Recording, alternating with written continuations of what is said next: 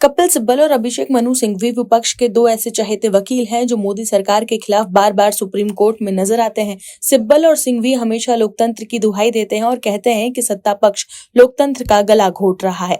SIR से लेकर नए वक्फ कानून जैसे तमाम मुद्दों पर सिब्बल और सिंघवी सुप्रीम कोर्ट में विपक्ष की तरफ से पेश हो चुके हैं। वहीं एसआईआर पर रोक न लगाकर सुप्रीम कोर्ट ने सिब्बल और सिंघवी को झटका जरूर दिया। कपिल सिब्बल और अभिषेक मनु सिंघवी विपक्षी नेताओं और उनकी सरकार का पक्ष रखते हुए सुप्रीम कोर्ट में नजर आते हैं, लेकिन विपक्षी नेताओं और किसी राज्य सरकार की तरफ से सुप्रीम कोर्ट में केस लड़ने के लिए सिब्बल और सिंघवी जो फीस लेते हैं उसको लेकर अक्सर विवाद हो जाता है, क्योंकि ये दोनों वकील काफी महंगे हैं। अरविंद केजरीवाल और दिल्ली में केजरीवाल सरकार का पक्ष रखने के बदौलत में सिंघवी जो फीस लेते थे उसको लेकर सवाल उठ चुके हैं।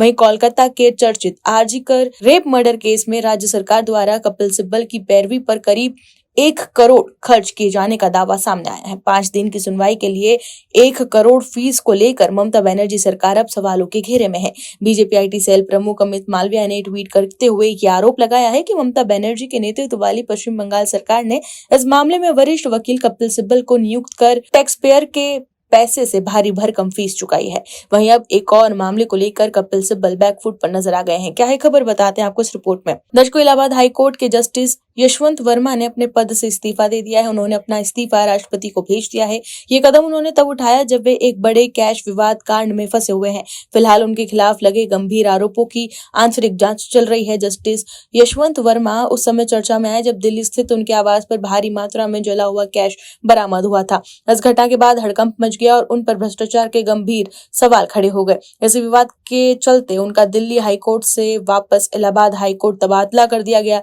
जस्टिस वर्मा ने 5 अप्रैल 2025 को शपथ ली थी, लेकिन कार्यकाल पूरा होने से पहले ही उन्होंने पद छोड़ दिया। वहीं घर पर कैश मिलने के मामले में फंसे जस्टिस वर्मा की ओर से सुप्रीम कोर्ट में याचिकाएं भी दायर की गई थी, लेकिन उन्हें राहत नहीं मिली। अब उनके खिलाफ संसद में महाभियोग चलाने की तैयारी चल रही थी। इसके लिए बाकायदा कमेटी भी बनाई गई थी।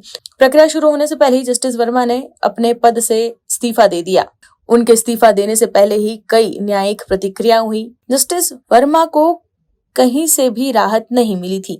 आखिर अब जाकर उन्होंने इस्तीफा दे दिया। वहीं वरिष्ठ वकील कपिल सिब्बल ने जस्टिस वर्मा के खिलाफ संसद में चलाए जा रहे महाभियोग का जमकर विरोध किया था। राज्यसभा सांसद कपिल सिब्बल ने कहा था कि विपक्ष को जस्टिस यशवंत वर्मा पर महाभियोग चलाने से सरकार के किसी भी कदम का तब तक समर्थन नहीं करना चाहिए जब तक कि जस्टिस शेखर यादव की सांप्रदायिक टिप्पणियों के लिए उनके खिलाफ महाभियोग की प्रक्रिया के तहत कोई जांच शुरू नहीं हो जाती।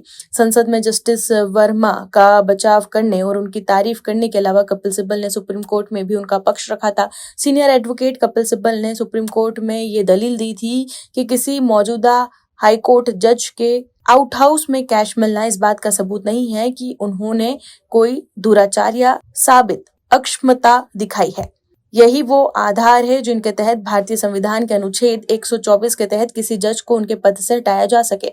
उस वक्त जस्टिस दीपांकर दत्ता और जस्टिस एजी मसीह की बेंच जस्टिस यशवंत द्वारा दायर एक रीट याचिका पर सुनवाई कर रही थी, लेकिन जस्टिस वर्मा को सुप्रीम कोर्ट से भी झटका लगा। सुप्रीम कोर्ट ने भी जस्टिस वर्मा की याचिका खारिज कर दी थी, जिसमें उन्होंने लोकसभा अध्यक्ष द्वारा गठित जांच समिति की वैधता को चुनौती दी थी। जस्टिस दीपांकर दत्ता और जस्टिस SC शर्मा की पीठ ने स्पष्ट किया कि स्पीकर द्वारा सीमित का गठन पूरी तरह से वैध है और इसमें कोई भी कानूनी त्रुटि नहीं है। अदालत ने यह भी कहा कि संवैधानिक सुरक्षा का अर्थ ये नहीं कि न्यायाधीशों को हटाने की प्रक्रिया ही ठप पड़ जाए। वहीं अब सारे रास्ते बंद होने और संसद में महाभियोग की कार्रवाई होने से पहले ही उन्होंने अपने पद से इस्तीफा दे दिया है। Bureau report MS news. आप दर्शकों से विनम्र निवेदन है कि चैनल को सब्सक्राइब जरूर करें